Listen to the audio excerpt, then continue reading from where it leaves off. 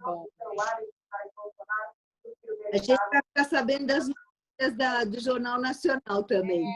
Estou vendo. Acho que agora foi.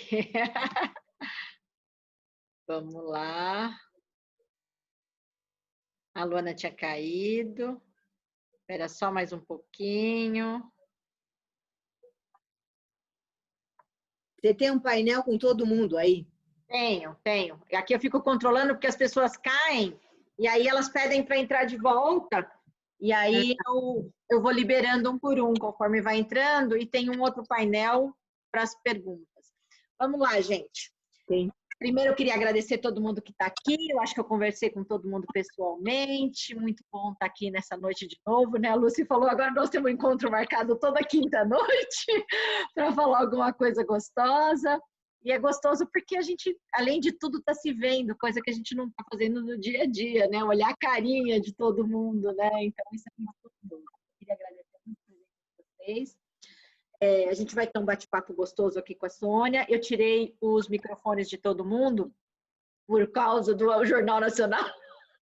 A gente não vai precisar ficar ouvindo tudo que está acontecendo por trás de cada um dos microfones. A gente vai conversar aqui, eu, a Sônia e vocês agora. E no final, a gente abre para perguntas e vocês fiquem super à vontade para fazer perguntas. Se alguém quiser ir mandando pergunta no chat, eu vou anotando para a gente poder recompor com a Sônia essas perguntas no final. Mas muito gostoso. Sônia, eu acho que todo artista, quando a gente conversa um pouco com ele, uma das coisas que a gente sempre pergunta, né? Da onde veio essa veia artística? Da onde começou esse processo? O que te chamou para a arte?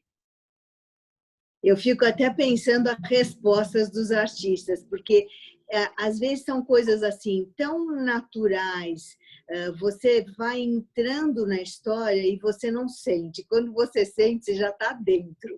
Então, para mim, foi uma coisa natural, porque desde criança eu adorava pintar, desenhar, fazer essas coisas todas que, na verdade, todas as crianças gostam, os pais sempre entusiasmam, então isso não é nenhuma coisa fora do normal.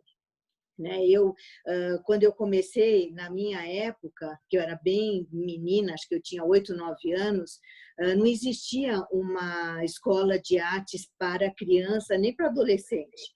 Então, meu pai me levava num curso que ficava perto de casa, que era para adultos, né? Então, eu era a única criança lá no meio. E achava o máximo, gostava e tudo, mas eu nunca imaginei que isso fosse se transformar numa carreira. Eu não tinha, assim, tipo, um histórico familiar, porque quando você tem um histórico familiar, sei lá, seu pai, seu tio, alguém da sua família é um artista, você já tem, assim, tipo, uma base, né? Um embasamento de como é o mercado, como é a profissão. Eu não tinha a mínima ideia e também não achava que isso seria uma profissão. Eu tinha pensado em profissões, assim, estabelecidas. Meu pai queria que eu fosse médica, que isso não daria mesmo de jeito nenhum, mas, assim, alguma coisa que fosse estabelecida que, para ser sincera agora, pensando, acho que a única coisa que encantaria fazer seria arquitetura. Fora isso, ia ser difícil encontrar uma profissão. Então, dizer assim, quando começou, realmente, não sei, eu sei dizer quando começou profissionalmente, mas essa vontade de me expressar e tudo, eu acho que isso foi assim bastante natural, foi acontecendo de uma forma tão natural que eu nem senti. Muito bom, muito bom. Eu sei que você foi fazer curso de arte e começou o teu trabalho surrealista lá no começo da década de 80, não foi? Foi. Assim, o primeiro curso de arte que eu fiz, eu tinha 16 anos, né? Até foi um grande amigo do meu pai, um alemão, que era muito amigo do Valdemar da Costa, um pintor português, premiado em Bienal e tudo. Ele pagou o curso para mim, eu fiz um curso de 1 ano. Então, eu até agora que eu estou me dedicando bastante aos desenhos, que eu comecei a desenvolver a questão do nanquim, da folha de ouro e tudo, mas a base toda é o desenho, eu me lembro muito bem dele, porque assim, foi um ano que eu carreguei esse curso assim meio de saco cheio, porque ele queria que eu ficasse fazendo as naturezas mortas. Então, era uma cabeça em cima de uma cadeira. Aí eu falava, mas professor, essa cabeça eu fiz na semana passada. Então ele falava, tá bom. Então ele pegava a cabeça, punha de cabeça para baixo, debaixo da cadeira. Aí ele falava, assim você não fez. E esse ano foi assim, e dessa forma eu vi que toda a base que eu tenho hoje de desenho foi graças a ele. Então, na época eu achava um saco, mas hoje eu sou mega agradecida, né? E comecei, como você falou, com o surrealismo, porque sempre foi assim um estilo que me agradava muito.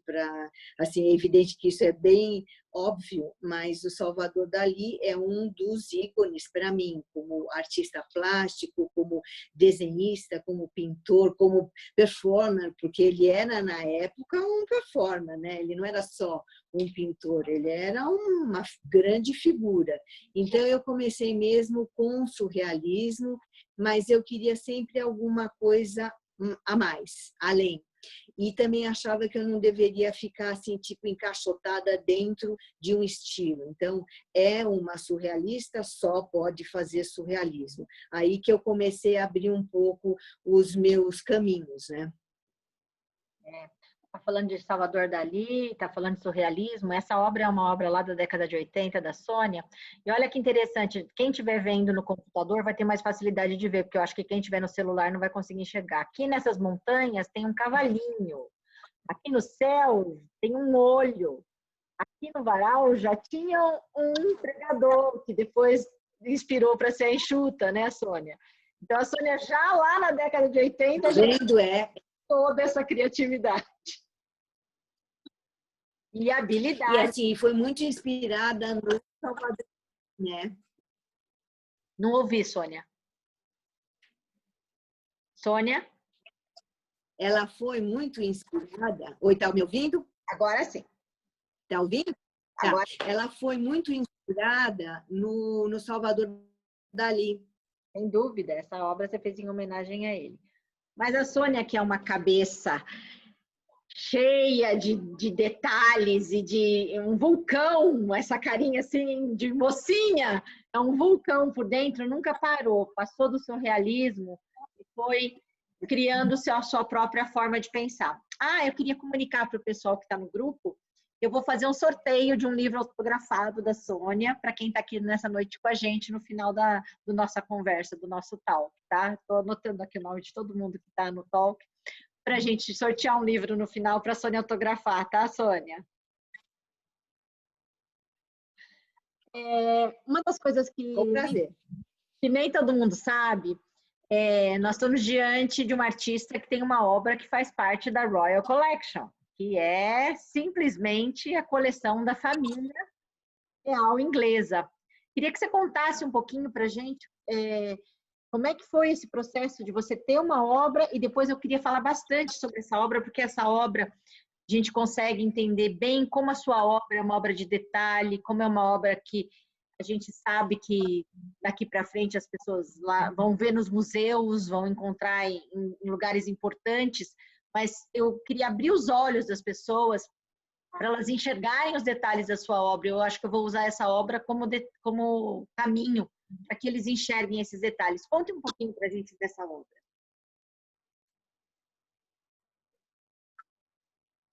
Leonard Schein.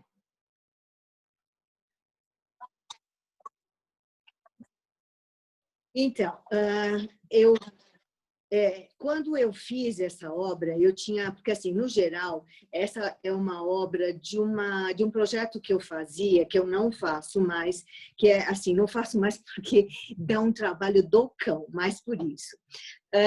Porque ela conta a obra, a história do Leonard Cheshire e dessa fundação que tem o nome dele, chama-se Leonard Cheshire Foundation. E o que eu tinha de informação a respeito da obra era um livro grossíssimo, com muita informação escrita, mas pouquíssima visual, né? Então, para contar a história da fundação, eu tive que buscar simbologias.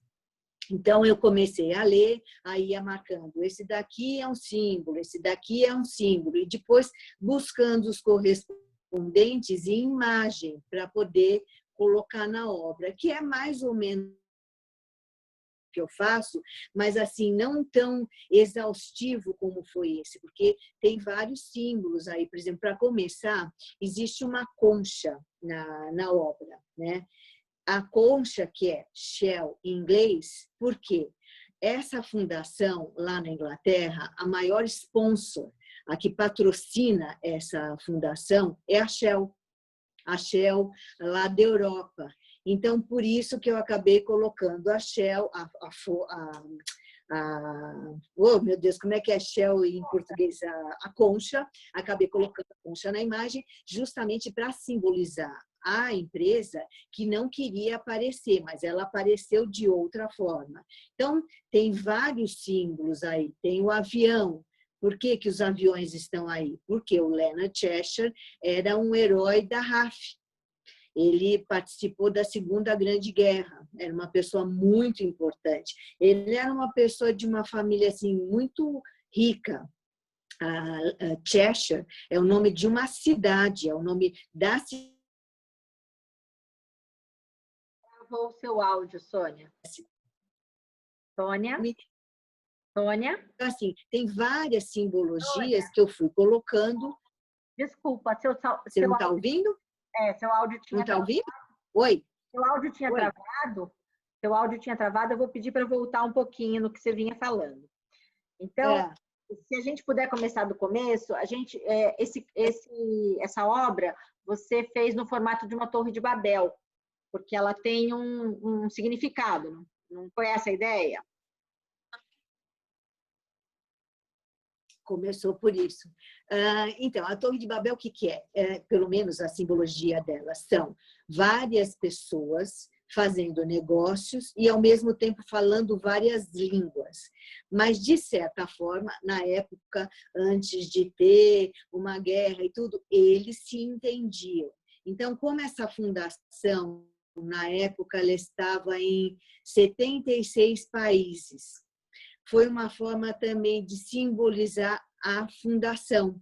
E, ao mesmo tempo, eu estava na minha fase de Torre de Babel, porque eu fiz, acho que umas 5 obras, 6 obras, com a imagem da Torre de Babel. Então, aí eu associei uma coisa à outra. Agora, eu não sei o que vocês perderam do que eu estava falando sobre a simbologia. Eu vou recapitulando. No canto esquerdo, embaixo, você retrata ele na Segunda Guerra Mundial. Aonde começa, assim, para mim, para minha cabeça, quando eu fiz a criação, a obra começa lá, porque é ele, na época da Segunda Guerra Mundial, com roupa de aviador, que ele era um aviador da RAF, é um herói de guerra. Então, começa lá. De certa forma, ele vai desfiando, que vocês percebem que tem um papel se soltando. Então, ele começa a desfiar a história da fundação, porque a fundação começou com ele. Ele que criou essa fundação. Eu cheguei a falar, não sei se vocês ouviram, mas Cheshire é o nome de uma cidade na Inglaterra e ele era de uma família assim, riquíssima, tanto é que a cidade tem o nome da família dele. E ele, quando ele voltou da Segunda Guerra, ele foi muito impactado pela bomba, ele chegou a presenciar, ele foi convidado pelos americanos para presenciar o bombardeio de Nagasaki. Ele voltou muito, muito impactado, e quando ele voltou para a Inglaterra, ele achou que ele deveria fazer alguma coisa para ajudar alguém. E nessa época, um amigo dele começou a ter problemas de locomoção, e ele começou a ajudar esse amigo, e ele viu como caminho justamente isso, ajudar pessoas que tinham problema de locomoção. E aí ele criou a primeira casa, que foi a primeira Leonard Cheshire, e foi se expandindo. Aí a segunda foi Índia, e até hoje a gente tem Leonard Cheshire no Brasil também. Então, são 70 e poucos países, eu não sei, na verdade, nem se aumentou. Mas a ação começa toda com ele, ela se desenvolve com ele. Aí eu separei também aquela cena onde tem o guarda-chuva e o rapaz está auxiliando a senhora. Então, isso é toda a questão, por exemplo, o guarda-chuva é símbolo de proteção, você se protege da chuva, mas ele pode ser um símbolo que você pode alargar também para outros tipos de proteção.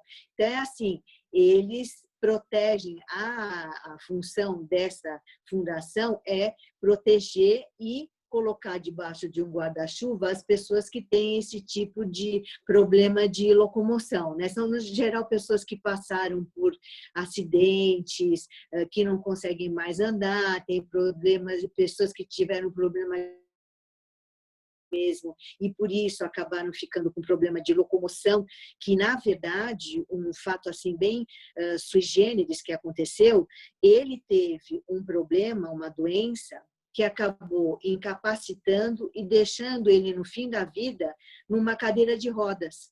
Olha. Aí ele fez um comentário, falou: agora eu entendo muito bem o que todas as pessoas que eu ajudava sentiam. Sensacional, sensacional. Uma outra cena que eu destaquei no quadro foi a mulher em verde e amarelo. Quem é essa mulher? Conta para eles quem é essa mulher. Essa sou eu, né? Porque é a que está pintando, trabalhando, fazendo a obra. Olha, para ser sincera, eu não me lembro, porque assim, é como você falou, a minha cabeça é que nem fala o Luiz, é um emaranhado de fios. Então, eu não lembro se tem mais alguma mulher trabalhando nessa obra, mas eu tenho a impressão que eu sou a única aí que está trabalhando. Então, a mulher de verde e amarelo, tem mais alguma? Trabalhando é a única. Então, verde e amarelo sou eu representada e o Brasil representado na obra. Sensacional. Uma outra cena que eu destaquei é o artista pintando uma das casas dele, a casa da Índia, ali mostrando os idosos. Essa foi a primeira casa que ele construiu, né? E também tinha as pessoas idosas e tudo, e ela tinha uma arquitetura muito bonita, essa casa, eu não sei nem se ela ainda existe, né? E você vê do lado, tem uma igreja, porque ele era anglicano, e a partir de um momento ele se transformou num católico fervoroso, ele mudou de lado, né? Entendi. Então, até que você fala, né, que não podia faltar uma igreja no quadro dele. Não, o quadro que retrata a vida dele, né, as associações dele. Aí vem a concha, que você falou, Sim. e sumiu sua voz naquele momento. Tá. Então, é assim, essa fundação, ela tem pessoas que ajudam, né? Empresas, no geral, que ajudam. E lá na Inglaterra, a maior sponsor dessa fundação é a Shell da Europa. E Shell, em inglês, é concha. Então, eles não queriam que eu os retratasse, eles queriam que eu retratasse a fundação. Mas eu achei que seria importante ter a concha, que é a Shell, na obra, e, na verdade, ela está amparando essa pessoa que está em cadeira de rodas. Então, foi uma simbologia que eu usei também para todo esse amparo que a Shell proporciona para a fundação. Sensacional. Aí você coloca os aviões. Os aviões são os aviões da Segunda Grande Guerra, são os aviões, o tipo de aviões que o Leonard Cheshire pilotava, então não tinha um piloto tão importante, não tinha como não ter os aviões aí, né? Com certeza. E no final você fala da montanha lá em cima, o idealizador de tudo. Porque começou com ele, assim, jovem, como piloto da RAF, e terminou, esse é o semblante dele já com bastante idade e tudo. Então, começa a ação com ele e termina com ele, porque ele é a fundação, né? Sensacional, gente. Olha a obra, olha a quantidade de detalhes que tem nessa obra da Sônia Mena Barreto e olha quantas horas a gente conseguiria falar. Eu pensei alguns dos itens que tem nessa obra. E toda a obra dela que a gente olha, a gente vai caminhando e vai conhecendo um pedacinho a mais, um pedacinho a mais e descobrindo uma intenção a mais. E é aquela convite mesmo para a gente olhar, para a gente se aprofundar, para a gente querer conhecer mais essa fase dela, que é um realismo fantástico, né? Ela cria uma fantasia totalmente desvinculada da realidade, mas que tem um fundamento e uma função. Mas, acima de tudo, eu acho que comecei falando que você é uma pessoa muito ativa, com a cabeça sempre pensando. Você foi uma das primeiras artistas a trazer para o Brasil a técnica de usar a giclée para reproduzir as obras. O que faz, não sei nem se todo mundo que está assistindo a gente conhece a técnica da giclée. A giclée é uma impressão fine art em tela, onde o artista consegue trazer a obra dele para um maior número de pessoas, porque como ela é uma impressão da imagem de uma obra original, pessoas que não teriam condições de adquirir uma obra original têm condições de adquirir uma giclée, porque ela é uma reprodução numerada e autorizada pelo artista. E ela foi uma das primeiras, com essa mente vibrante, uma das primeiras a trazer isso para o Brasil. Por que você começou a trabalhar as giclées, Sônia? Então, eu comecei a giclée justamente lá nos Estados Unidos, que eu comecei a participar das feiras, né? Isso foi em 2000, acho que foi em 2000. E o Marchand, que eu comecei a trabalhar e tudo, ele também era editor de giclées, porque quando a giclée surgiu lá nos Estados Unidos, foi um boom, assim, louco, porque todo mundo queria fazer giclée, todo mundo queria entender como era a giclée. E, na verdade, nos Estados Unidos, como, vamos supor, um distribuidor, ele distribui para os Estados Unidos inteiro e para a Europa também. Então, era uma forma de, como você falou, democratizar a arte e abranger um número maior, porque assim, eu fazia na época, né? Fazia original, de cada 2 meses eu terminava um. Então, como é que eu conseguiria trabalhar com alguém desta forma? Era impossível, porque eu ia o quê?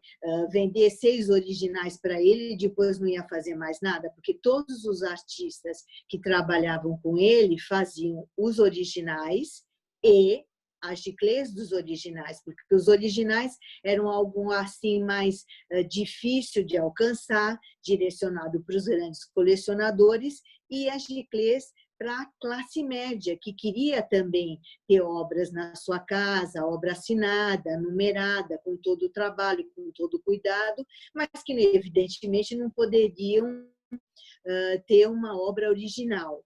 E como o problema que eu tinha lá era o problema que eu tinha aqui também, da questão do número pequeno de originais que eu fazia, e naquela época eu só fazia originais, então eu trouxe a giclée para cá, comecei a fazer aqui, depois de um certo tempo comecei a editar aqui também, porque aí a coisa começou a vir para cá, eu vi lá e outro viu, aí alguém quis fazer edição, então a coisa começou a pegar bem aqui. E essa série aí é uma série que a gente explorou aquela obra, a primeira, mas todas as suas obras têm muita simbologia, muito significado. Estou com o Brasil aberto aqui na tela e convido as pessoas para olharem cada detalhe do Brasil, que eu acho sensacional essa obra. Os confetes, lembrando o carnaval e a serpentina, o futebol no canto direito inferior, que é muito rico no nosso país, né? As plantações, as praias, as plantações, a mata, as cachoeiras. olha que olhar, olha como a gente consegue ir mais profundo quando a gente começa a prestar atenção numa obra como essa. É uma obra muito rica. O trabalho da Sônia em si é um trabalho muito rico, muito gostoso de ler dessa forma, muito gostoso abrir o olhar para ver. E tem uma curiosidade, no mar, né, tem vários barcos, porque os barcos são os estados, eles estão exatamente no local dos estados, né? E tem um barco aí, eu não sei se dá para ver o detalhe, é o barco maior, que fica onde? No estado de São Paulo. Ah, sensacional! Eu não sabia desse detalhe. Cada vez que a gente olha uma obra da Sônia, a gente descobre mais um detalhe. Sensacional, muito gostoso. Carta para Veneza, uma das minhas preferidas dessa série. Conta um pouquinho desse De Veneza, né? Então, a Veneza, para mim, ela acaba se confundindo um pouco com o teatro, porque, na verdade, quando eu imaginei essa série, a Veneza não era tão protagonista. Eu imaginei, eu me interesso muito e acho muito rica a história da commedia dell'arte italiana, né? Então, quando eu comecei a estudar e fazer e idealizar como é que seria a pintura da comédia dell'arte, eu imaginei como um teatro que deveria ter um pano de fundo, né? Uma tela de fundo. E aí comecei com Veneza. Mas aí Veneza é tão arrebatadora, tão maravilhosa, tão encantadora, que ela começou a vir do fundo para frente, né? E aí eu comecei a desenvolver muito mais a questão Veneza em si do que a comédia dell'arte. Então, a comédia dell'arte, às vezes, aparece um personagem ou outro. Por exemplo, até hoje, eu uso o Mesetino, que é um dos personagens da comédia dell'arte, como meu alter ego, né? Então, é alguma coisa que eu passei por essa fase, mas ela continua comigo. E aí tem um personagem que é um meio mesetino, meio arlequim. Eu gosto de misturar um pouco as coisas, né? Eu gosto de fazer assim, tipo, como se fosse um Frankenstein. Eu vou misturando as coisas porque é aquela ideia de símbolos que eu adoro tanto, né? Sensacional. Aqui a gente tem o The Trip, que também é dessa fase, que eu gosto muito. Então, lá tem um mesetino em cima. Aqui, gente, olha, não sei quem está conseguindo ver o mouse. Esse aqui é o símbolo que ela está falando. Sensacional. O cinema é uma obra riquíssima. Riquíssima. Olha aqui o ET, gente, não sei quem está conseguindo ver o mouse. O King Kong, o Chaplin, o Frankenstein. A múmia. É que eu tenho umas coisas escondendo aqui. Tem a múmia. Deixa eu ver se eu mudo de lugar aqui. Então, tem a múmia, tem a Carmen Miranda, tem o Pernalonga, tem quem mais? O Nosferatu, tá cheio de personagem aí. Tá cheio de personagens. Essa obra é uma obra realmente muito... O Homem de Lata, tem um monte de personagens nessa obra. E é muito gostoso. Eu acho que eu tenho até a foto aqui da casa. Peraí que eu acho que eu perdi Aqui. Não. Bom, essa é a residência onde essa obra está instalada. Olha que bonita. Aí você veio mais recentemente, não tão recentemente, mas mais recentemente, começou a fazer as rainhas. Conta um pouquinho para a gente da fase das rainhas.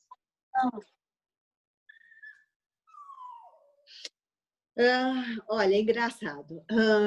Eu não me lembro o que me fez despertar para começar com as rainhas. A primeira rainha, evidentemente, foi a Maria Antonieta, porque nada mais cenográfico do que as perucas dessa mulher, né? Aliás, não era só peruca, era roupa, era sapato, tudo dela é muito over. Então, para você pintar, para você criar, é uma festa, né? Para você ter ideia, na época do reinado dela, ela tinha uma ministra da moda, que era a pessoa que elaborava todas as perucas dela, as roupas, os sapatos, para ver a importância que ela dava para isso. Então, eu comecei a fazer as rainhas. Eu ainda vou agora elaborar uma nova rainha que me pediram, que é uma rainha barra medusa. Então, ela vai ter as cobras na cabeça. Aí, depois dela, veio a Catarina de Bragança. Eu não sei se você tem a imagem dela aí. Estou mostrando. A Catarina. Então, a Catarina é uma das minhas rainhas favoritas por questões familiares. A Catarina de Bragança era portuguesa, né? Casou com um rei inglês, e já na época dela, ela tinha o costume de tomar o chá das 5 com bolinhos. E ela levou esse hábito para a Inglaterra quando ela se casou com esse rei inglês. Então, hoje, as pessoas ainda acham que é um hábito que surgiu na Inglaterra, que na verdade não é. Ela já tinha esse hábito em Portugal e acabou levando para lá. E ela foi uma pessoa assim muito, muito importante. Ela inventou o garfo. Assim, era uma mulher diferente. Ela inventou o garfo. Ela levou todo o conceito de porcelana para a Inglaterra, porque lá na época eles usavam pratos de ouro, estanho e eu não lembro um terceiro material. Então, o alimento ele esfriava rapidamente. Aí, então, ela introduziu a ideia da porcelana na realeza. E, assim, ela inventou uma porção de coisas. Ela era uma mulher muito, muito, muito especial. Aqui foi a última rainha que eu fiz. Não entendi. Não podia deixar de homenagear a Maria Bonita. Não, a Maria Bonita é a rainha brasileira, né? A rainha do cangaço. E assim, eu a coloquei com toda a pompa e circunstância de uma rainha, né? Só que uma rainha guerreira, que você vê que ela tem o cinturão com as balas, como eles amarravam, né? Que ficava pendurado no ombro e tudo, mas não deixa de ser uma rainha. E aí, com essa cabeça que não para nunca, você começou as esculturas e as peças de design. Sim, sim. Comédia dell'arte foi uma das primeiras esculturas. A gente fez juntas, né? Foi muito gostoso, um trabalho bem interessante. Esse personagem é o personagem da capa do livro, né? Ele foi deslocado. Aliás, isso no início, quando eu comecei a fazer as esculturas, porque sempre que eu fazia as minhas pinturas, eu passava uma ideia de movimento e eu queria dar uma ideia de tridimensionalidade, que até eu fiz num assunto que a gente vai conversar um pouco mais para frente. Mas aí, quando eu comecei a fazer as esculturas, eu consegui realizar esse sonho, que é deslocar um personagem que eu acho icônico de uma obra e trazer para a vida, né, em tridimensão, que é uma coisa que eu estou amando fazer, né? Sensacional. Ele aí alocado no projeto. E aí você começou efetivamente essa cabeça sem parar e foi criando uma escultura atrás da outra e fez os pratos e fez as porcelanas. Como é que é esse processo criativo na área de design?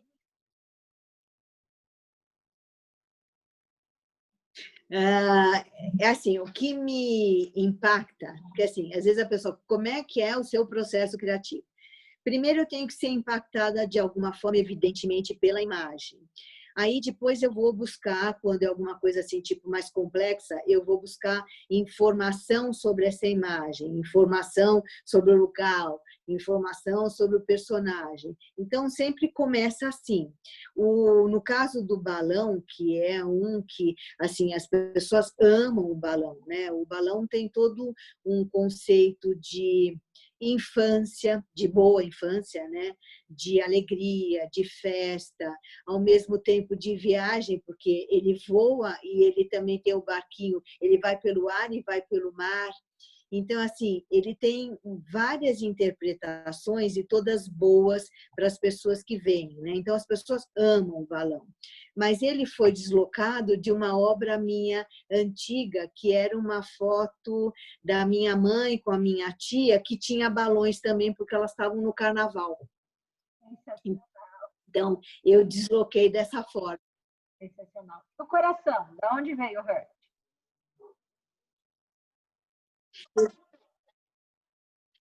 Coração é uma coisa que eu gosto muito do coração. Até esse daí, quando eu fiz, muitas pessoas que estavam mais acostumadas com as minhas primeiras imagens e tudo ficaram um pouco chocadas, porque ele anatomicamente, sei lá, ele anatomicamente, ele é mais um coração mesmo, né?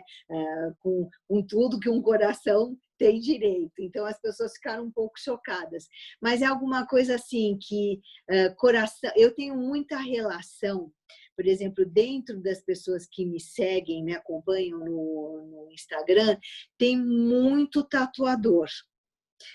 E eu até comecei a tentar entender por quê. Eu acredito que muito tem a ver com o coração, porque nos tatuadores o coração não falta, ele é alguma presença importante, né?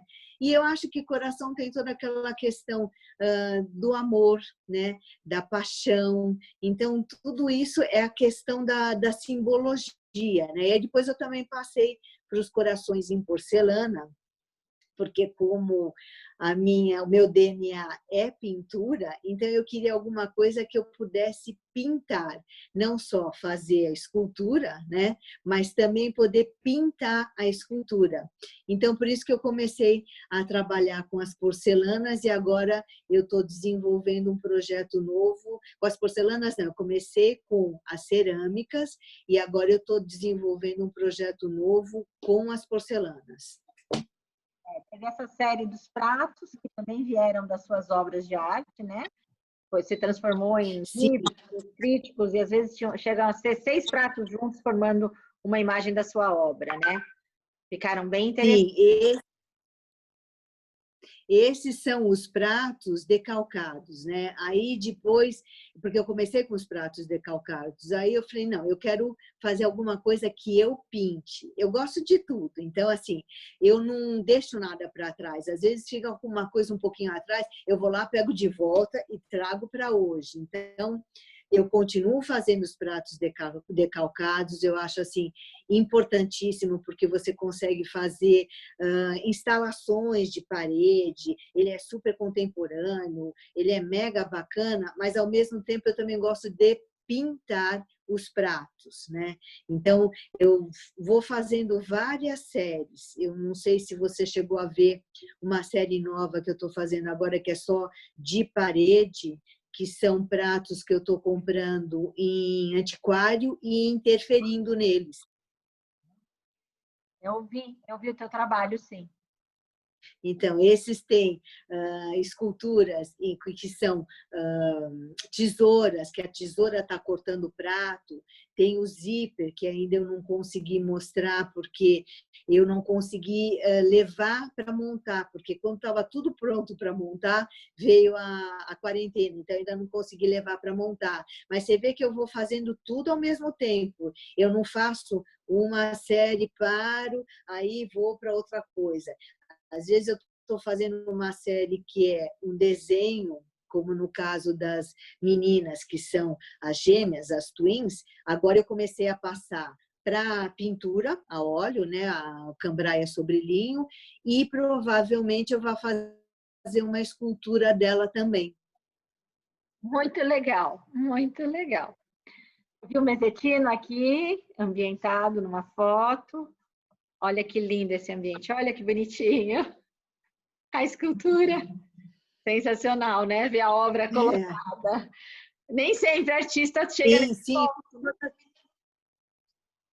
Não, faz toda a diferença. Você sabe que eu adoro quando as pessoas passam para mim, porque eu coloco no Instagram. Então, faz toda a diferença você ambientar, né? Às vezes, quando a gente está conversando com os arquitetos, decoradores e tudo, quando eles colocam a obra num local que ainda é para a pessoa decidir se ela vai querer ou não, dificilmente, assim, a experiência que eu tenho com arquitetos que são mais próximos e tudo, dificilmente a pessoa fala não quero, porque o arquiteto sabe colocar de uma forma tão perfeita que depois, se tirar, a pessoa vai sentir uma falta tremenda.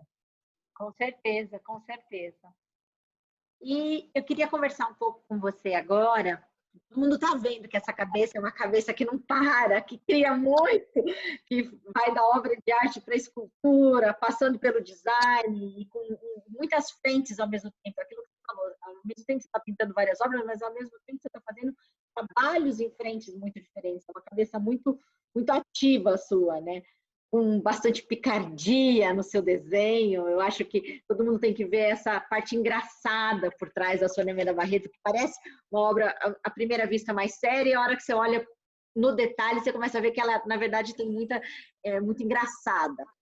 E eu acho que a fase que mais mexe comigo, e eu acho sensacional das fases que você trabalhou, são os livros objeto. Porque eu acho que os livros objeto, você começou a falar agora há pouco, que eles trouxeram uma tridimensionalidade para a tela, né? Mas eles têm um significado muito grande. Você quer começar contando um pouquinho do significado dos livros objeto?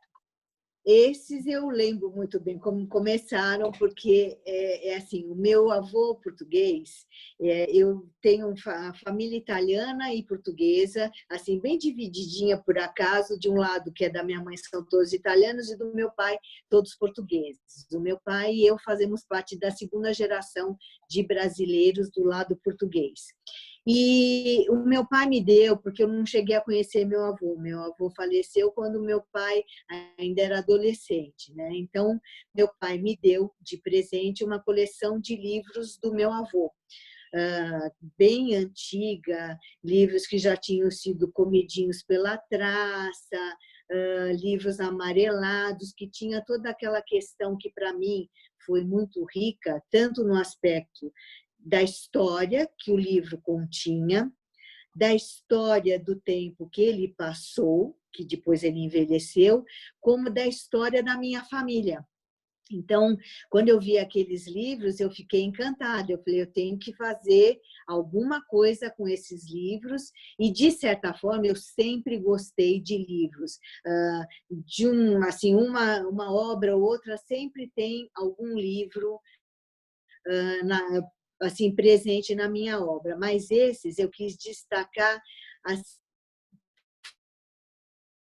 Sônia, seu som cortou um pouquinho. Oi, Sônia? Eu ouvi até a hora que você falou, mas esses eu quis destacar.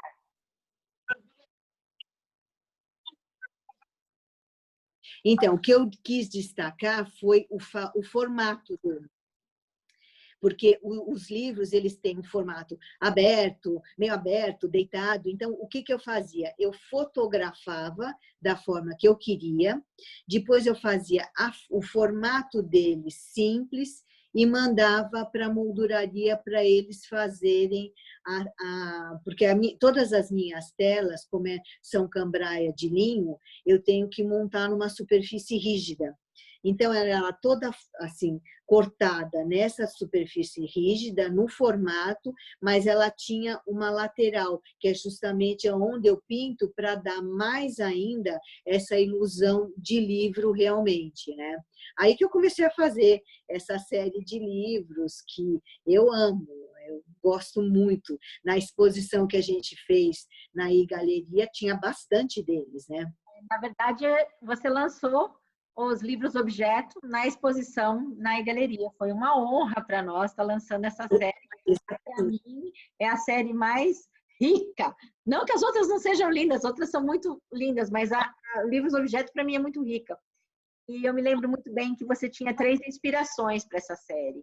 Uma eram artistas plásticos que você gostava das obras e queria homenagear. Uma eram escritores que você queria homenagear. e outras eram obras de introspecção entre você e você mesma. Isso é uma coisa que eu achei muito interessante, muito forte. Artista homenageando... Então, você vê, isso ficou no meio do caminho, porque eu acabei desenvolvendo...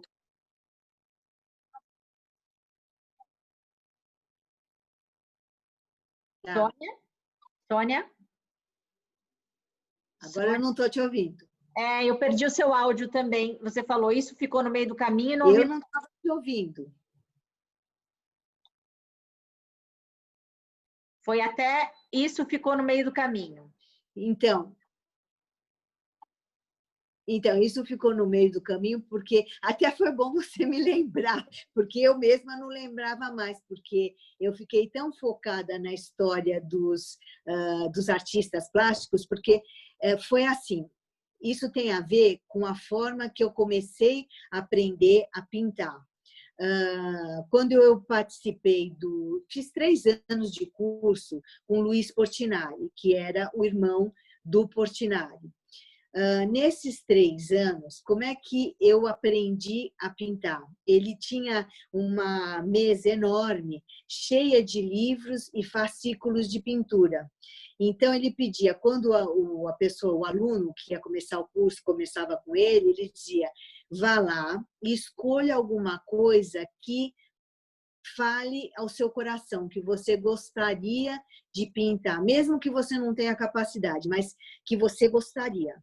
E aí, evidentemente, que eu comecei a escolher umas coisas super complexas e tudo, e não ficou bom, evidentemente. E isso ficou, assim, na minha memória. Eu queria realmente, era um desafio, eu sou uma pessoa que gosto de me desafiar bastante, então era um desafio para mim. Eu consegui tentar chegar aonde esses grandes mestres chegaram. Então, conforme eu comecei a pintar as obras deles, eu, ao mesmo tempo, percebi também que eu fui aprendendo mais, porque você vai entrando nos detalhes, nas minúcias, tenta entender como é que foi a pintura, como é que ele fez. Então, foi uma fase, assim, bastante educadora também para mim, me educou bastante na questão da arte. Sensacional. Comenta um pouco com a gente aqui o Clint, porque eu acho que o Clint também é uma obra riquíssima, Ixi, acho que... riquíssima. Essa eu acompanhei da primeira pincelada até o final, curti cada momento da sua criação nessa obra. Foi uma obra que eu gostei muito de te acompanhar fazendo. Conta um pouco para nós desse trabalho, Clint. Então, você sabe que eu gosto muito dela, porque esse é um livro-objeto que ele tem exatamente o formato de um livro fechado. E o que eu fiz? Eu fiz um recorte no meio, porque é como se a pessoa conseguisse entrar, na verdade, é uma janela para o ateliê do artista. Então, eu fiz uma pesquisa, encontrei o ateliê do artista e coloquei lá o interior dele, né, da obra dele. E fora, como papel que assim está embalando o livro, porque antigamente a gente fazia isso, né? Você acabava embalando um livro e tudo com algum papel que você se interessasse e tudo. Então, foi mais ou menos uma reminiscência da época de adolescente que eu fazia isso com os livros. E escolhi justamente essa obra que é rica, que é toda com ouro e tudo. É nessa hora que eu fico pensando que se eu já nesta época soubesse trabalhar com folha de ouro, ele teria ficado muito mais bonito, né? Ela está falando sabia, porque como a mente é super criativa, ela já sabe hoje fazer isso. Não é, Sônia? Hoje ela já sabe. Tem mais detalhes ainda. Olha o canto do quadro, parece como se fosse realmente um papel rasgado, do jeito que ela descreveu. Olha o cantinho lá em cima do quadro, gente. Sensacional. Isso é uma pintura, né? Olha, ele fica bem lá no cantinho, lá em cima. Entre outros detalhes, olha esse pedaço então, da obra braço do próprio Clint. Do cliente, Então, mas o que eu faço? Quando eu vou fazer alguma pintura que ela requer esses detalhes, como você mostrou, eu faço um cenáriozinho. Então, neste caso, o cenáriozinho foi pegar um livro, a capa dele, eu fiz o recorte, né? E eu acabei fechando o livro com o papel que eu imprimi, que era a obra do Klimt, e eu fui fechando o livro, aí eu coloquei o durex, aí eu fiz os rasgados. Então, tudo que você vê aí que parece real, eu me baseava no real para fazer. Então, vejam, olha aqui que riqueza de detalhe ela fazendo esse durex. Parece que tem um durex na tela. É pintura, gente. Que coisa sensacional. Essa obra realmente é uma obra muito especial, muito especial. E para terminar, eu queria que você contasse um pouquinho para a gente das caixinhas de fósforo, que são outra paixãozinha. Uma obra tão pequenininha com tanto detalhe. Essas caixas de fósforo, elas estão, assim, a primeira vez que elas surgiram foi numa obra. Sônia, cortou de novo o seu som. Pode começar do começo da caixinha de fósforo de novo. E um amigo meu,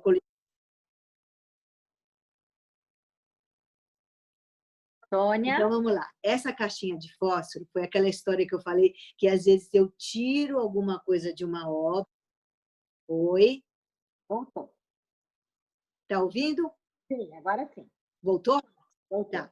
Então, essa caixa de fósforo é aquela história que eu digo que às vezes eu desloco alguma obra ou alguma objeto, eu desloco de uma obra e ela se transforma numa outra. Você está me ouvindo? Estou te ouvindo bem. Tá. Então, ela estava numa obra que você sabe, que você conhece, que é o Florence. Uhum. Tem uma caixinha de fósforo lá na estante dele. Então, às vezes os colecionadores acabam dando ideias, né? Então, esse foi um colecionador meu que ele falou assim: Sônia, por que você não começa a fazer as caixas de fósforo do tamanho real, mas, por exemplo, faz uma e coloca numa moldura enorme? Essa foi a primeira ideia dele. Demais. Aí eu falei assim, não, eu falei, tudo bem, vou começar a fazer. É que assim, eu não sou minimalista. Para mim, fazer uma coisa muito pequena num universo tão grande, eu falei assim, está faltando coisa aqui nesse espaço. Então, eu comecei com 2. E eu cheguei até fazer uma, se não me engano, acho que com 6 ou 8 caixinhas, né? Então, dentro das caixinhas também tem as séries, porque a etiqueta dela, o rótulo, ele faz referência a circo, faz referência a, peraí, o que mais tem? A Deco. Então, dentro dele, eu posso colocar ainda um outro universo, que é o que eu gosto de fazer. E você vê que os fósforos, eles têm vida, porque tem pessoas no meio dos fósforos. São pessoas com aquelas touquinhas vermelhinhas que parecem até o Papa.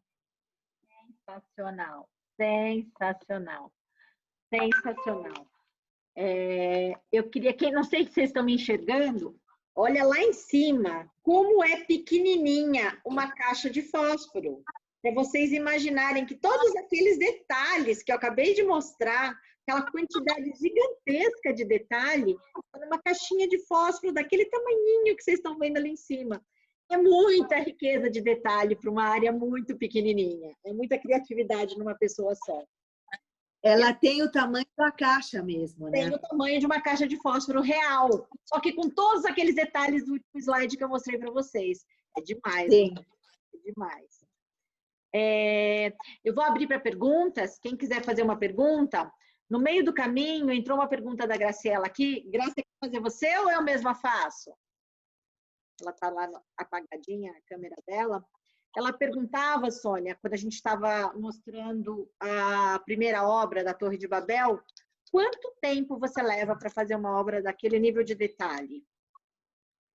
No mínimo 2 meses. Isso é um mínimo, né? Mínimo? Porque não, isso. Gente, ela está falando 2 meses, mas ela pinta outras coisas junto, leva mais de ano. É isso que eu ia falar, porque, por exemplo, eu sou uma pessoa assim, eu posso até passar uma imagem de uma pessoa calma, tranquila, mas eu não sou e eu não tenho paciência para ficar em cima de uma obra só. Então, eu estou aqui no ateliê, aí eu estou olhando uma coisa aqui, estou olhando outra coisa lá, aí eu falo, não, eu quero fazer aquilo. Por isso que essa época da pandemia, para mim, está sendo uma delícia, porque não tem pressão de exposição, não tem pressão de feira de arte, eu estou fazendo assim exatamente o que eu estou afim, o que eu quero. Sensacional, sensacional, sensacional. Mas então, Gra, ela falou que leva 2 meses, mas eu sou testemunha, viu? Menos de um ano não leva, não. Porque ela vai pintando outras coisas, aí ela quer um detalhe a mais daquela obra, e ela fala aqui, eu vou fazer isso, isso, isso, e aí a coisa demora pra caramba. Mas fica essa coisa maravilhosa. Porque são muito detalhes, né? Lu, vamos abrir o seu som aqui. Você levantou a mão, deixa eu abrir seu som. Olha quem está aqui, Sônia, Luciana. Oi, Lu, tudo bom? Oi. Espera aí que eu abri sem querer, fechou. Espera aí. Vê se você consegue abrir por... Abriu. Abriu? Abriu. E aí, Su, tudo bem? Tudo Oi, bom? querida. Tudo bom? Tudo bom. Sabe o que eu queria que você contasse um pouquinho, que é uma coisa muito legal do seu trabalho? É a sua preparação. Não sei se você já falou, porque eu cheguei meio atrasada, estava fazendo jantar.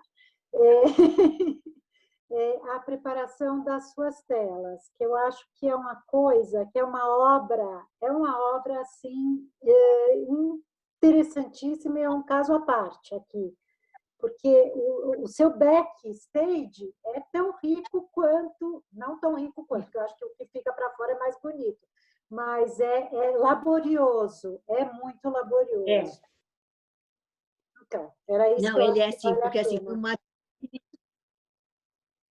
foi uma técnica que eu aprendi com um pintor que ficou morando, acho que 16 anos na Europa, e ele morava próximo de Paris. Então, ele ia fazer visitas ao Louvre, tentava lá pintar também. Aí ele começou com os restauradores a aprender essa técnica que é do século XVI. É uma técnica flamenga.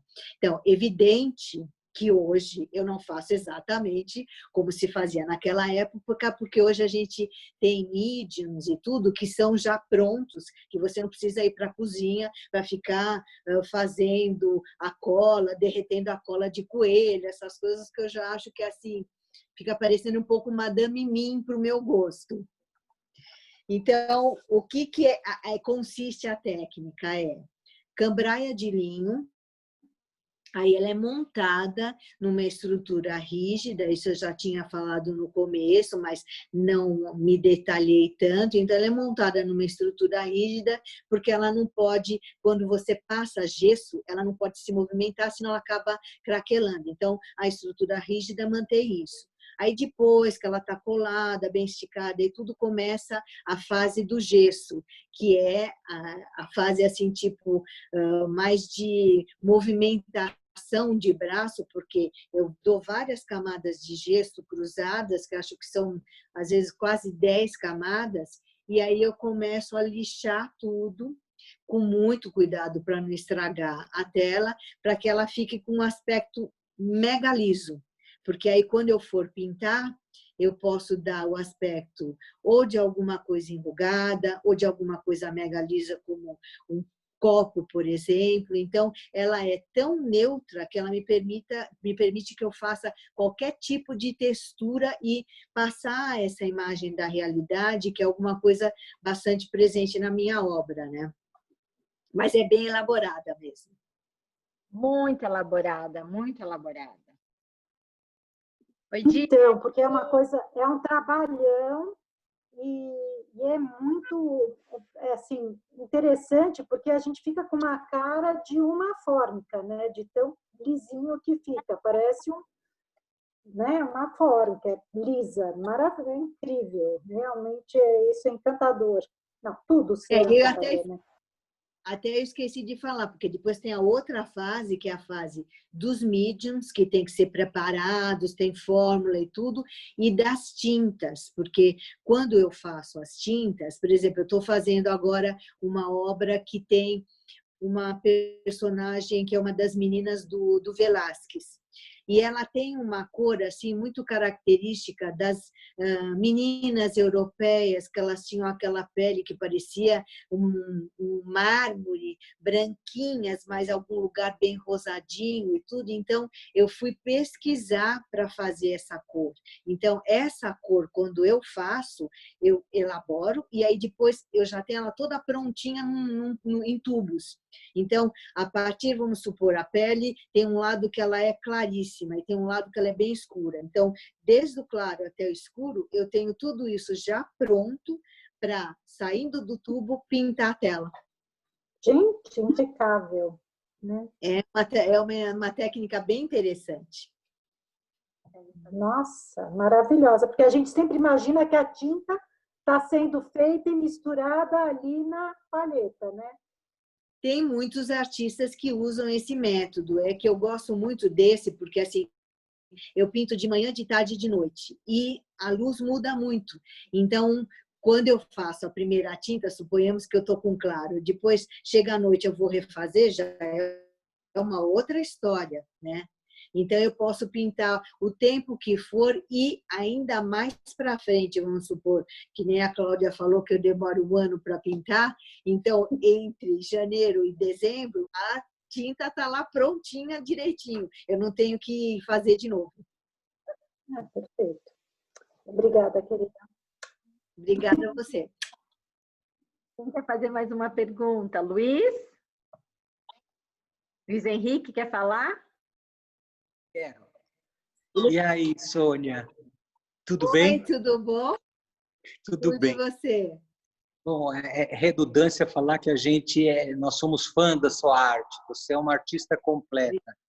Você nunca pensou em fazer um make-off, vamos dizer assim, da sua produção, fazer como se fosse, você faz livros de arte, alguma coisa como se fosse biografia sua, biografar a sua história?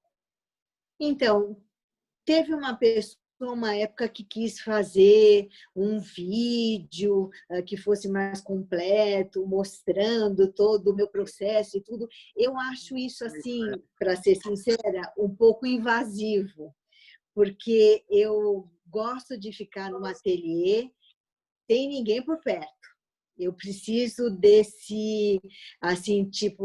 introspecção para poder criar e tudo, qualquer coisa pode me distrair, então eu me sentiria assim meio invadida de ter alguém do lado fazendo.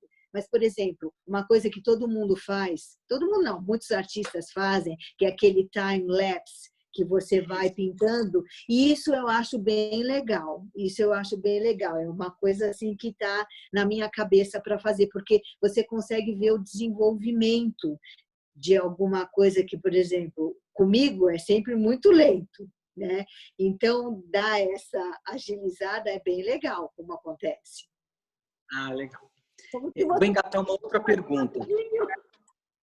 Hein, Cláudia, posso engatar uma pergunta a mais? Eu sou muito falante. Então, quando você elabora uma obra de arte, como é que você me veio à mente agora que você falou que você gosta de criar, muito introspectiva, você já imaginou alguma obra que você ia nessa direção e de repente mudou, alterou a sua obra? Olha quem está aqui.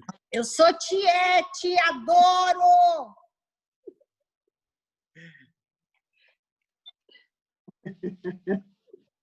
Então, não, na verdade não, muito pouco, porque assim, eu tinha falado que eu tenho um lado arquiteto, então esse lado arquiteto eu aplico para o início da obra. Então, quando eu começo realmente a pintar uma obra, ela já está desenhada, as cores todas já estão decididas.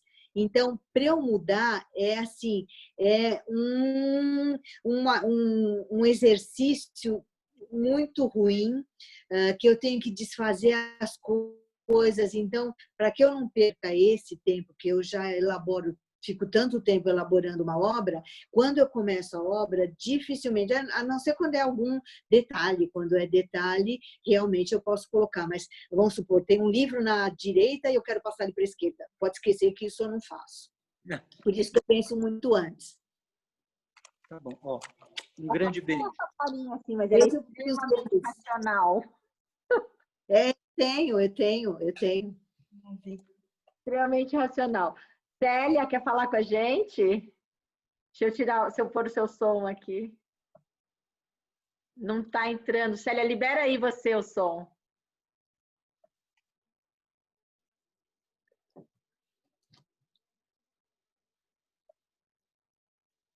Conseguiu. Entrou. Bom, eu admiro demais o trabalho da Sônia. Tem uma obra dela que, assim, é a minha paixão. Eu olho todo dia, cada dia descubro um detalhe lindo. E você falou que nessa pandemia é teu paraíso. Queria saber isso, como que você no teu todo dia, não só na pandemia, como você trabalha em casa, você é bastante introspectiva. Como é esse seu processo de criação, assim, tão íntimo, tão voltado a si mesmo? Então,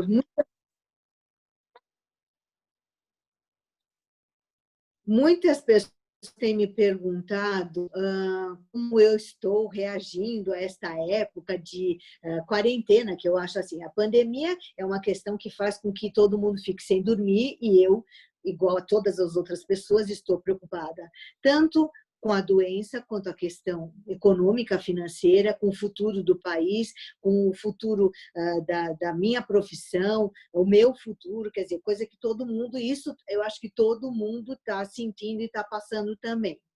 Só que, no caso do processo criativo, eu realmente passo praticamente a semana inteira dentro de casa, enfurnada no ateliê, trabalhando. Então, isso não mudou tanto, porque quando eu tinha que sair, eu saía, no geral, para fazer alguma coisa relativa a trabalho, a não ser que fosse à noite, sair para jantar, para ir a algum lugar. Mas, fora isso, a minha rotina é uma rotina de ateliê. Acordar cedinho, acordo às 5 horas da manhã, aí depois venho para o ateliê. Então, assim, é tudo voltado para o ateliê. Então, não fez tanta diferença assim, não mesmo. A única diferença que eu estou dizendo nesse aspecto é de eu estar fazendo exatamente o que eu quero. Eu não tenho nenhuma pressão de exposição, nenhuma pressão de feira de arte, produzindo o que eu quero. E estou produzindo com muito mais prazer, porque eu não gosto de pressão. Eu não sou uma pessoa que reage muito bem à pressão. Ai, muito bom, Sônia, obrigada. Muito bom. Muito bom. Alguém quer fazer mais uma pergunta? Obrigada a você. Luiz? Eu acho que você está sem som. Libera aí seu som. Oi. Tá ouvindo? Agora sim. Ele foi o primeiro a ter pergunta. É verdade? Eu levantei a mão faz tempo. Não, eu queria só comentar que na época que você comentou comigo que estava desenvolvendo um coração, claro que eu não imaginei que era um coraçãozinho fofinho, cor-de-rosinha, né? Mas quando partindo de Sônia Mena Barreto, não ia ser um coraçãozinho fofinho. Aí, quando eu recebi lá na galeria, lá na loja, o coração, eu fiquei meio chocado. Falei, nossa, é um cardio. Olha, teve gente que me deu ideia de fazer um pulmão. Nossa. Você sabe, Sônia, que o coração ele está bem em cima da minha mesa ali na frente e as pessoas passam por ele e passam despercebidas. De repente, elas prestam atenção, olhando, e aquilo... Fala, nossa, é um coração! E tem as válvulas, as veias saindo, tudo ali. Posta aí de novo, Cláudia. Dá para postar? É que eu tenho esse lado. Eu tenho esse lado tático também, né? Não, tá na caixinha. Não, eu estou voltando. Ah, tá. Mas ele definitivamente... Aí, passou. Ele... não tá tão boa a foto, mas ele definitivamente não é um coraçãozinho fofinho. O coração, Sônia Mena Barreto. Não, ó, aqui, ó, tá vendo? Oi? Cadê a Sônia? Perdi a Sônia aqui. É o coração que eu chamo de coração. Perdeu? Cortou. Tá É o ouvindo? coração? Agora sim. Então, esse é o coração.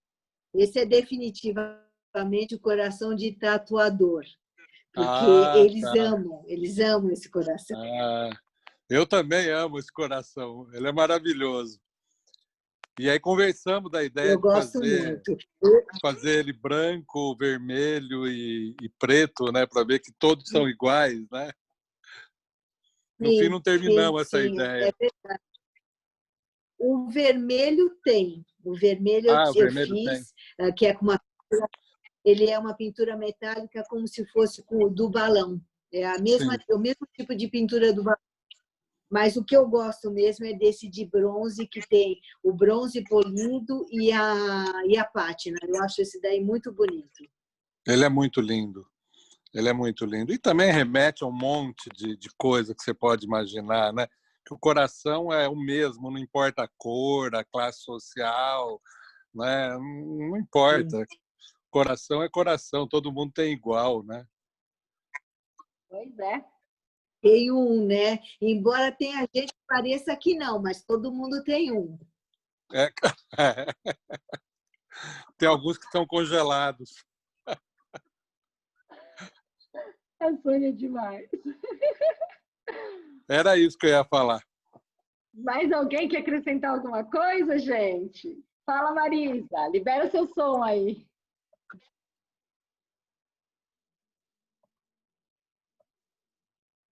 Só um minutinho. Tá. Sônia, boa noite, tudo bem? Tudo e você? Tudo ótimo. A pergunta é meio macabra, porém, falando em coração, você tinha que fazer uma peça do coronavírus, porque vai ser marcante. O que você me diz? Mas você sabe, ele é bonito. É que assim, eu achei que seria... Ele é bem bonito, né? Se você for... Quer dizer, a imagem que eles fizeram dele. Precisa ver se é verdade, né? Não, então, ele tem uma aparência, a bolinha, com aquela... Eu achei super lúdico, tem tudo a ver comigo. Óbvio que eu não votei, ninguém aqui vai ter coronavírus. Já decreto isso. Mas que é uma figura que tem uma plasticidade. Uma plasticidade, exatamente. Interessante. Verdade. E marca uma época. Você, com seu talento aí, fica lançada a ideia. Vou pensar, porque realmente esse assim, ele vem com uma carga muito negativa, né? Eu acho que é mais por isso, né? A carga. Mas eu acho que, como a gente vai passar por isso, muito embora todas as perdas e, enfim, uma tristeza muito grande, assim como foi a gripe espanhola, assim como foi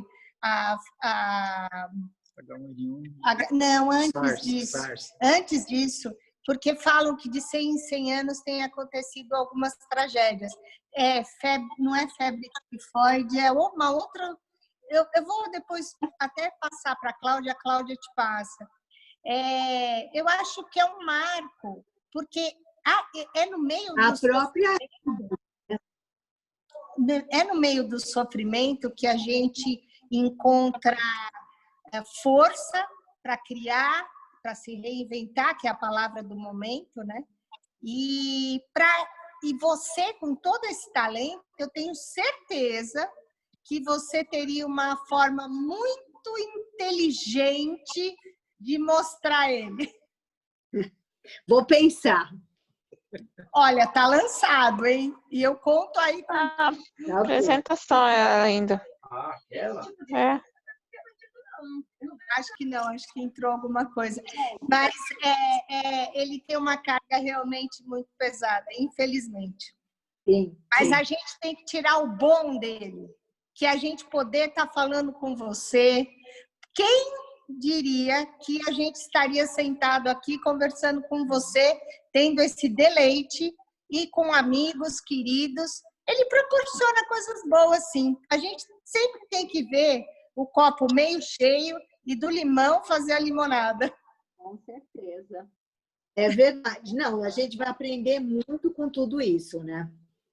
Com certeza, com certeza. Muito bom te ver. Sensacional. Igualmente com vocês dois, viu? Você quer falar com ela? Quer falar um oi? Você? Oi, oi. Nossa, eu fiquei apaixonadíssima. Olha, confesso, Sônia, que eu não conhecia tão profundamente tuas obras, mas assim, estou super apaixonada. Quero depois saber muito mais do balão, que eu sou apaixonada naquela obra, tá? E é isso, eu acho que o que a Marisa falou, eu concordo plenamente, né? Porque daqui a pouco nós vamos ter o anti-corona e o depois corona, né? Mais ou menos isso. É bem por aí. Né? Bem por aí. Todo mundo vai ser impactado de alguma forma, quer dizer, a gente, as relações, a parte de profissão, tudo vai ser diferente daqui para frente. Parabéns, viu, Sônia? Amei tuas obras. Obrigada. É fantástico essa história da Catarina, que eu sempre falo da Catarina, mas todo mundo fica meio nessa história. Ah, mas sim, será que não? Tal. Muito legal, muito bacana. Legal mesmo, tá? Obrigada, obrigada. Sensacional. Gente, que delícia ter todos vocês aqui na noite de quinta. É muito, muito bom. Eu vou fazer o sorteio do livro. Olá! Eu vou ganhar! Olá! Eu tô ligando no meu celular. É o Luiz que ganha. Vamos ver, vamos ver, vamos ver. O numerinho 10. Glorinha! Cadê Glorinha? Tá aí? Dia de pijama. Obrigada para vocês, estou encantada. E sabe o que eu estava lembrando, Sônia? Teve uma fase das joias? Por acaso esse berloque que você tá é algum da sua coleção? Olha, isso aqui é a réplica em miniatura do coração que a Cláudia e que o Luiz estavam falando. Eu estou no celular, eu não consigo ver em detalhes, mas eu imaginei mesmo. Esquecemos de conversar sobre a fase das joias, que eram maravilhosas. Foi uma fase bem legal. Você sabe que foi a fase quando eu comecei a entender mais ou menos como era a questão da criação da escultura. Porque, para mim, a joia é uma mini escultura.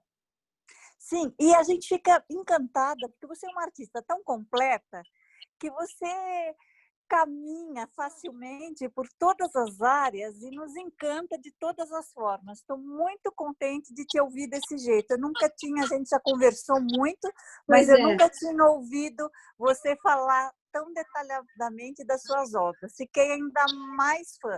Muito obrigada. Obrigada. E adorei o presente, adorei o livro. Então, vou fazer a dedicatória depois com todo prazer. Ai, com carinho, vou adorar. Muito obrigada, adorei. Da próxima vez vai ser a festa do pijama. Oba! Eu vou participar, com certeza, com certeza. Beijo para vocês. Beijo, Glorinha. Olha quem está aqui, olha quem está aqui Olha atrás do Luiz. Deixa eu ver, não estou vendo. Viu? Nossa, que legal! Bacana, Luiz. Nossa, muito legal. A Maria Antonieta Punk. Você ama ela, né? Amo ela, sou apaixonado por ela. Olho para ela, eu pus ela na entrada de casa para eu olhar para ela quando eu chego e quando eu saio. Todo dia. Ô, Sônia! Ó, aproveitar, vou mostrar essa maravilha aqui também, ó. Oi. Ao contrário. Tá vendo? Tá. O trip. A gente quer ter muita coisa sua, porque a gente é apaixonado por tudo. A gente falou dele no começo. Falou. A Claudinha pediu para mandar algumas fotos de obras que a gente colocou. Eu não mandei da minha casa. Mas, gente, é muito fã mesmo.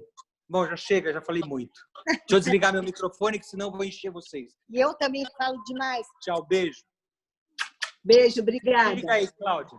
Gente, adorei ter vocês todos conosco nessa noite. Foi muito bom conhecer um pouco mais da Sônia Mena Barreto, mas eu quis me apropriar da obra da Sônia, que é uma obra tão rica. A gente se acostumar, toda vez que a gente observar uma obra de arte, a gente olhar para o detalhe, olhar, e não só ver a obra, olhar em fundo em cada detalhe, de Deus, quando vocês frequentam as galerias, começar realmente a conseguir enxergar lá dentro a obra, o que ela traz para a gente, que emoção que cada pedacinho da obra causa na gente.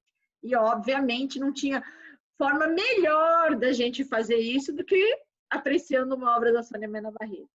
Muito obrigada pela presença de todo mundo. Sônia, muito obrigada por estar essa noite aqui com a gente, contar da tua obra, contar do teu trabalho e dividir.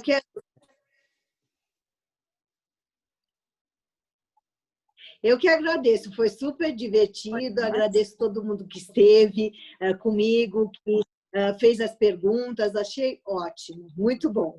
Muito bom. Gente, beijo para todos. Todo mundo, boa noite. Beijo para todos. Beijo para todos vocês. Boa noite. Boa noite. Tchau, beijo. Tchau, tchau. Tchau. Tchau, pessoal. E ainda estou saindo com um presentão. Beijo, tchau. Parabéns, Larissa.